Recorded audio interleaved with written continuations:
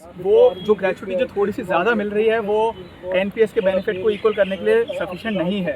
NPS जैसे जो मेरी तरह मेजर रैंक में रिटायर हुए हैं 10 साल 11 साल के बाद, उस हर एक ऑफिसर को लगभग एक महीने की 20 से 25 हज़ार रुपये एनपीएस उसके खाते में मिलना चाहिए।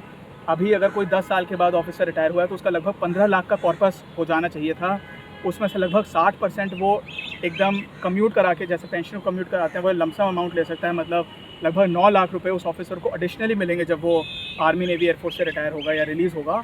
और वो 6 लाख जो बाकी का पैसा बचा वो इंस्टॉलमेंट्स में, मंथली इंस्टॉलमेंट के रूप में मिल सकता है, which is going to be a great huge support for any short service officer who wants to rehabilitate और resettle himself after getting release from the army. समस्या ये भी होती है कि 10 साल या 14 साल के बाद जब कोई ऑफिसर आर्मी नेवी एयरफोर्स से रिलीज़ होता है या रिटायर होता है, उसको सेकंड जॉब ढूंढने में बहुत समस्या होती है। I know many officers, they are desperately looking for a secondary employment. कुछ ऑफिसर्स ऐसे भी हैं जिनको मिल भी गई हैं दूसरी नौकरियां, वो फिर भी बहुत आतुर हैं, बहुत ज़्यादा रेस्टलेस हैं कि उनको कोई बेटर जॉब मिल पाए। और कई ऑफिसर्स ऐसे हैं जिनको 4 से 6 महीने के बाद दूसरी नौकरी मिली है। आप इमेजिन कीजिए, जो एक ऑफिसर जो लगभग 2 से ढाई लाख रुपये CTC के बेसिस पे अपना जीवन पिछले 10 से 14 साल से व्यतीत कर रहा है, जिसकी वाइफ है या हस्बैंड है, बच्चे हैं, बूढ़े माँ बाप हैं, उसको नौकरी से वो एकदम निकल जाता है। उसके पास कोई सेकेंडरी एम्प्लॉयमेंट नहीं है। सरकार ने कोई प्रावधान नहीं बना रखा है कि उसको लैटरल अब्जॉर्प्शन मिले किसी और PSU में या सरकारी नौकरी में। उसको, उस ऑफिसर को, most of this officer are compelled to look for private jobs. Practically बात ये होती है कि प्राइवेट जॉब्स वाले भी ठीक से नौकरियां नहीं ऑफर करते हैं। इनको अपने अल्टीमेटली दोस्तों से रिक्वेस्ट करना पड़ता है कि आप अपने अपने नेटवर्क्स में बात करिए। जैसे मान लीजिए मैं अमेज़ॉन में लग गया तो मेरे दोस्त बोलेंगे कि भाई हमारे लिए भी बात कर ले अमेज़ॉन वालों से कि हमारी भी नौकरी लग जाए। अल्टीमेटली काफ़ी ऑफिसर्स को कॉम्प्रोमाइज़ करना पड़ता है अपनी जो एक if you are retiring as a major और एज ए लेफ्टिनेंट कर्नल। मैं आपको बताना चाहता हूँ, एक मेजर है अगर, वो इंडिया के ऑफिशियल ऑर्डर ऑफ प्रेसिडेंस में 42वें नंबर पे आता है। नंबर 1 पे आते हैं प्रेसिडेंट ऑफ इंडिया, नंबर 2 पे आते हैं vice president of India, then prime minister, etcetera etcetera. तो ये काफ़ी ऊंचा ओहदा होता है मेजर का। लेफ्टिनेंट कर्नल उससे थोड़ा ऊपर होते हैं। अब ऐसे जो भारतीय सेना के कमीशन्ड ऑफिसर्स हैं, उनको नौकरी के लिए ऑलमोस्ट गिड़गिड़ाना पड़ रहा है। कई लोगों की अच्छी नौकरी लग भी जाती है, लेकिन काफ़ी लोगों को स्ट्रगल करना पड़ता है।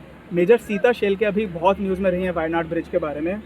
वो भी एक शॉर्ट सर्विस कमीशन ऑफिसर्स हैं। आर्मी में सारी लेडी ऑफिसर्स स्टार्टिंग में शॉर्ट सर्विस कमीशन ऑफिसर्स ही होते हैं, उनको भी परमानेंट कमीशन नहीं मिला है। तो मेजर सीता शेल्के जो कि शॉर्ट सर्विस कमीशन ऑफिसर हैं, आप एक ये सोच के चलिए कि जो एक शॉर्ट सर्विस कमीशन ऑफिसर होता है जो कि ऑपरेशंस में भी जा रहा है, आर्मी में भी, नेवी में, एयरफोर्स में, शॉर्ट सर्विस ऑफिसर्स प्रेसिडेंट्स के, गवर्नर्स के ADC भी लगते हैं। ADC होता है AD कोर, मतलब कि वो ऑलमोस्ट उसके राइट हैंड होते हैं एक तरीके से as far as defence matters are concern, या उसके काइंड ऑफ पर्सनल स्टाफ कह सकते हैं।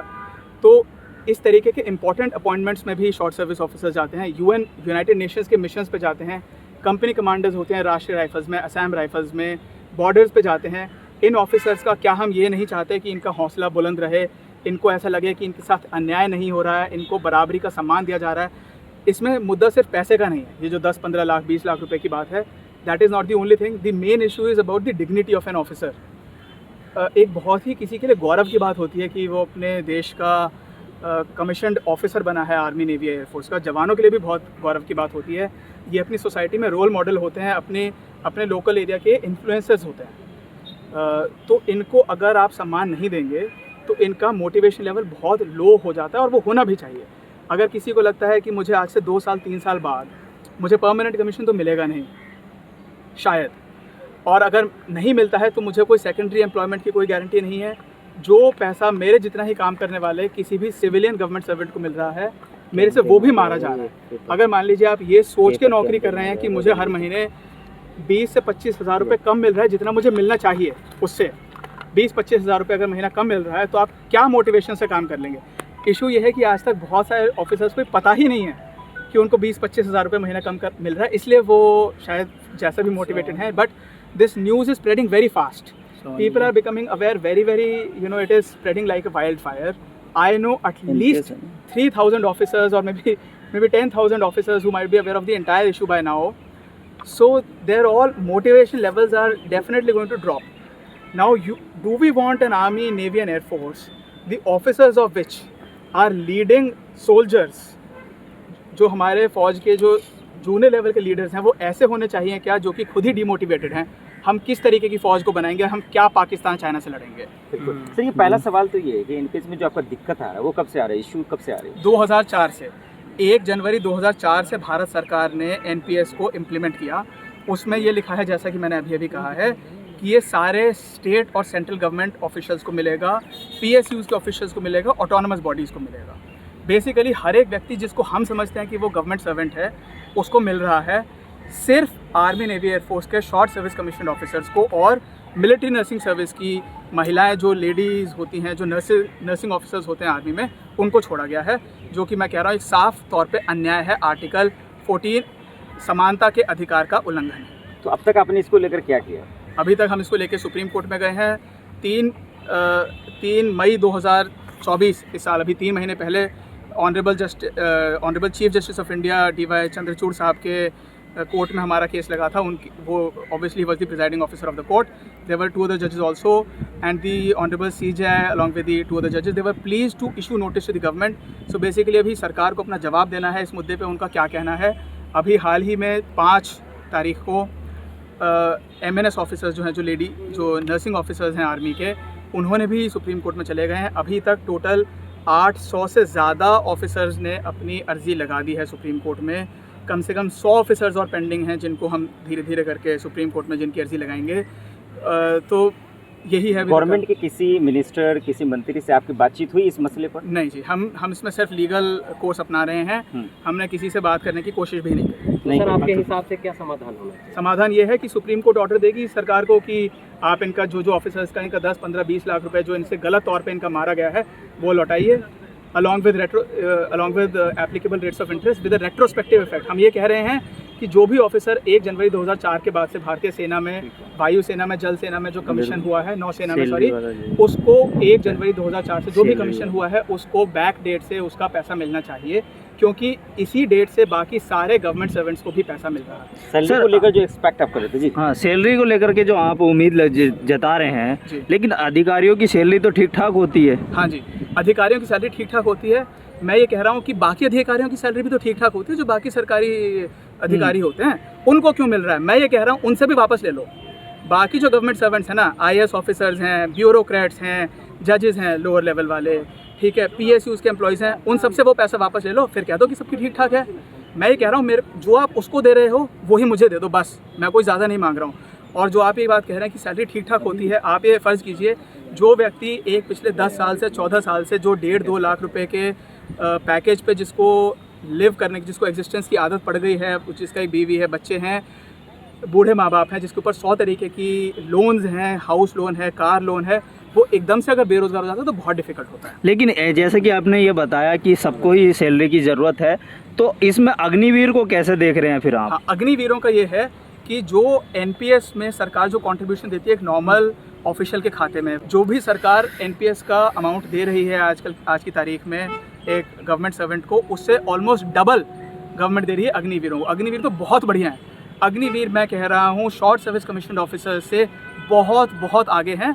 ऑफ कोर्स उनका रैंक लोअर है, वो तो अलग बात है, वो तो उसी रैंक में भर्ती हुए हैं, लेकिन उनके जो terms and conditions of service हैं वो बेटर हैं। मतलब अगर आप ऑफिसर को ऑफिसर कार्डर से कंपेयर करें और जवानों को जवान से कंपेयर करें, एक अग्निवीर 18-19 साल की उम्र में भर्ती होता है भारतीय सेना में, वो 22-23 साल की उम्र में बाहर हो जाएगा, उसके पास लगभग 30-35 लाख का कॉर्पस बन जाता है।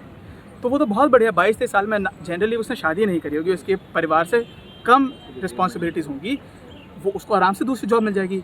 यहाँ पे हम 35, 37, 40 साल की उम्र में रिटायर हो रहे हैं, कोई सेकेंडरी जॉब नहीं मिल रही है, एज रिलैक्सेशन नहीं मिल रहा है। सपोज़ अगर हम चाहें कि हम IAS में ट्राई करना चाहते हैं, एज रिलैक्सेशन उसके लिए 5 साल मिल रही है। ये शायद वो 10-20 साल पुरानी, 20-25-50 साल सरकार की पुरानी पॉलिसी होगी, जबकि शॉर्ट सर्विस कमीशन मिनिमम 5 साल के लिए होता था। अभी जब मिनिमम इन्होंने 10 साल के लिए कर दिया है, तो पूरे 10 साल का तो एज रिलैक्सेशन देना चाहिए ना। क्योंकि सपोज़ अगर मैं 7-8 साल बाद, 5 साल बाद, 9 साल बाद अगर मैं बाहर निकलना चाहता हूँ, तो आप मुझे नौकरी छोड़ने नहीं देते हो। अगर मैं रेजिग्नेशन की एप्लीकेशन डालूँ, मैं बहुत ऐसे ऑफिसर्स को जानता हूँ, 1-2 ऑफिसर्स ऐसे हैं जो मुझे अप्रोच कर चुके हैं, जिनके घुटने ऑलमोस्ट गल गए। उनको फौजी डॉक्टर कह रहे हैं कि अगर आपने 1-2 साल और इस तरीके की डिफ़िकल्ट ड्यूटीज़ करी तो आप परमानेंटली ज़िंदगी भर के लिए अपाहिज हो जाओगे। वो रिज़ाइन करना चाह रहे हैं, उनको रिज़ाइन नहीं करने दे रही है फ़ौज। आप 10 साल करने के लिए नौकरी मजबूर करते हो एक व्यक्ति को, 10 साल के बाद दूसरी नौकरी नहीं देते हो, एज रिलैक्सेशन देते हो सिर्फ 5 साल के लिए, वो व्यक्ति कहाँ जाएगा? लेकिन सर सवाल ये है कि एनपीएस का जिसका आप जिक्र कर रहे हैं और अग्निवीर का जो जिक्र कर रहे हैं, फिर फ़र्क क्या रहेगा उसमें? पर देखिए सी अग्निवीर जो बंदा है ना उसका पूरा भर्ती ही डिफरेंट है। वो 12वीं पास है। जो ऑफिसर है वो कम से कम ग्रेजुएट है। जैसे कोई इंजीनियर है, कोई डॉक्टर है, हमारे जैसा वकील है, तो डिफरेंट एंट्री है। ऑफिसर्स अलग तरीके से कमीशन होते हैं, उनका एक एसएसबी होता है, सर्विसेज सिलेक्शन बोर्ड होता है। जवानों के लिए, अग्निवीरों के लिए उनका सिर्फ भागने दौड़ने का टेस्ट होता है, उनका सिर्फ मेडिकल होता है। तो वो तो पूरी की पूरी कैटेगरी ही अलग है। तो थोड़ा बहुत डिफरेंसेस तो ऑब्वियसली होंगे, लेकिन मैं ये कह रहा हूँ जो इतना हवा बना हुआ है अग्निवीरों के बारे में, मैं उस पर टिप्पणी नहीं कर रहा हूँ। वो शायद ठीक होगा या गलत होगा, मेरे को नहीं पता। मतलब मेरे अपने व्यूज़ हैं। मेन इशू जो है वो सेकेंडरी जॉब का आ रहा है। मैं ये कह रहा हूँ कि अगर आप किसी को 35, 37, 40 साल की उम्र में एकदम से नौकरी से निकाल रहे हैं, मजबूर कर रहे हैं, कम से कम उसके पास एक ऐसा ऑप्शन तो होना चाहिए कि उसको इज्जत की नौकरी मिल सके। बल्कि ये तो बहुत आसान समाधान है। आप मैं अगर बताता हूँ, एक साल में भारतीय सेना से, आर्मी, नेवी, एयरफोर्स से लगभग शायद 500 से 1000 ऑफिसर्स होंगे जो कि हमारी तरह से रिलीज़ हो जाते हैं, या उसको जो शॉर्ट सर्विस ऑफिसर्स होते हैं उनको रिलीज़ कहा जाता है या रिटायरमेंट कह दिया जाता है। तो ऐसे अगर 1000 या 500 ऑफिसर्स हैं, एक साल में देश भर में कम से कम 40-50 हज़ार शायद वैकेंसीज आती होंगी अलग अलग रैंक्स की ऑफिसर हमारे टाइप के काडर के लिए। स्टेट गवर्नमेंट में, सेंट्रल गवर्नमेंट में, PSUs में, ऑटोनमस बॉडीज़ में, कहीं पे भी अब्जॉर्व कर लो।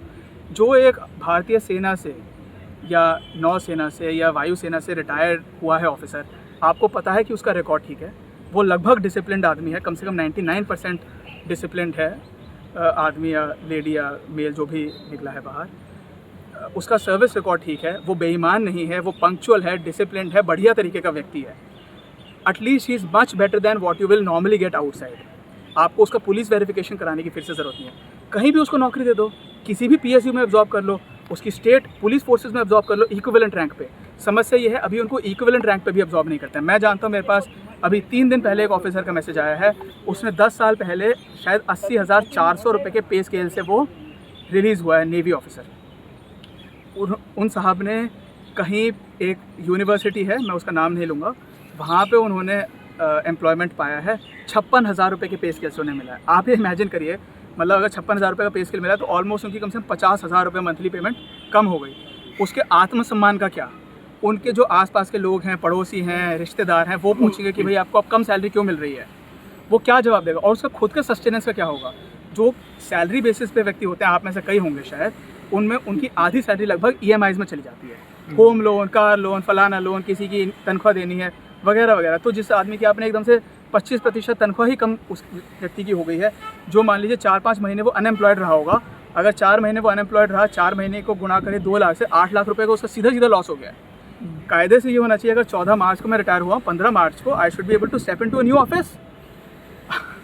या तो आप मुझे परमानेंट कमिश्नर का मौका दीजिए, या मुझे दूसरी जॉब दीजिए, उसी सम्मान, उसी रैंक। एक सवाल आखिरी में ये बता दीजिए कि आप गवर्नमेंट से क्या मांग करना चाहते हैं? मैंने भी बोला, हम चाहते हैं हमें रेट्रोस्पेक्टिव इफेक्ट से, जिस दिन से हम कमीशन हुए हैं उस दिन से हमें प्रॉपर सरकारी रेट ऑफ इंटरेस्ट के साथ हमें पूरा का पूरा पैसा मिले।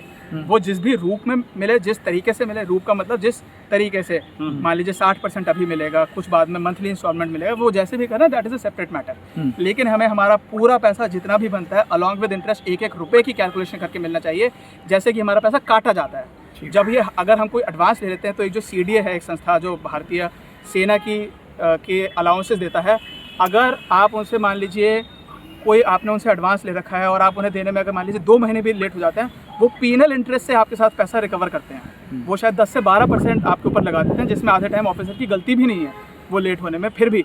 तो मैं खैर वो पीनल इंटरेस्ट की बात नहीं कर रहा हूँ, हमसे सम्मान के साथ हमारा पूरा पैसा लौटाया जाए along with the government rates of interest with retrospective effect, that is from 1 जनवरी 2004। एक सर मेरा सवाल है, प्लीज़, कितनी लोगों की टीम आप इस पे काम कर रहे हैं? हम कम से कम 10 से 12 वकील इसमें काम कर रहे हैं। कई सारे लॉ स्टूडेंट्स हैं, सीनियर एडवोकेट्स हैं, मेरे जैसे भी एडवोकेट्स हैं, बहुत सारे एडवोकेट्स। ओके।